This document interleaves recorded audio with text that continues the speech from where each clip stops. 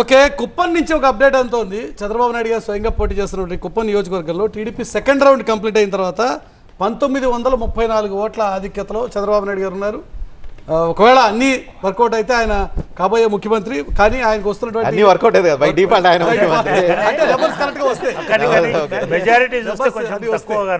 Majority చాలా thin majority ఉంది. 1934 ఓట్ల ఆధిక్యతలో చంద్రబాబు నాయుడు గారు ఉన్నారు.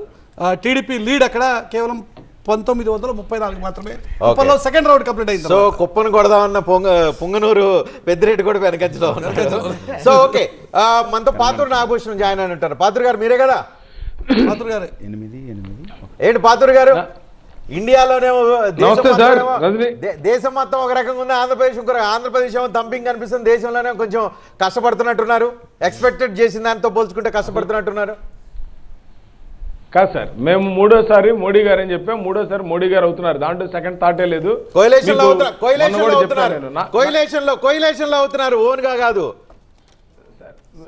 మీకు కోయలేషన్ లో అవుతాం. మళ్ళీ సాయంత్రం ఆ ఏడిటి మమ్మల్ని వెలవండి, ఇదే టీవీకి వస్తాం. 272 మార్క్స్ దాటి మేము ఎలోన్ గా ఉంటామో లేదో చూడండి. 1. 2, ఎన్డీఏ కూటమితో సహా ఎక్కువ తక్కువ అని కాదు, కూటమి. ఎందుకంటే పార్ట్నర్స్ ఒకసారి కలిసి పనిచేసిన తర్వాత అందరూ కలిసే పనిచేయాలి. 1. ఇక రెండోది వచ్చేటప్పటికి మీరు ఆంధ్రప్రదేశ్లో నేను 136, 22 నేను మొదటి నుంచి చెప్తానే ఉన్నా. మీకు ఆ రోజు కూడా చెప్పా, పేరు నాని గారిని 4వ తారీఖు సాయంత్రం 7ంటికి మీరే పిలుస్తా ఉన్నారు ఇద్దరిని. ఆయన కూడా దానికి సిద్ధమయ్యారు.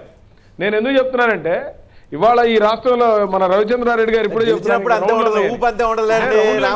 గెలిచినప్పుడు ఊపులు ఎంత ఉంటాయి, మాట అట్లానే ఉంటది, ఊపు అట్లానే ఉంటది. సో నేను అలా అంటలేదండి. ఏమంటే గెలిస్తే రెచ్చిపోవడానికి, ఓడిపోతే కింగిపోవడానికి మన స్థితప్రజ్ఞలు మేము, అందులో ఏం డౌట్ లేదు. ఇక గెలిచిన ఓటమిని 2 ఈక్వల్గానే తీసుకుంటాం. గెలిచినంత మాత్రం రెచ్చిపోయి వాళ్ళు రాత్రి ఏమి మాయలు మంత్రాలు ఎవరి దగ్గర ఉండవు. ఓడిపోయినంత మాత్రాన పారిపోవాలన్నంత అవసరం కూడా లేదు.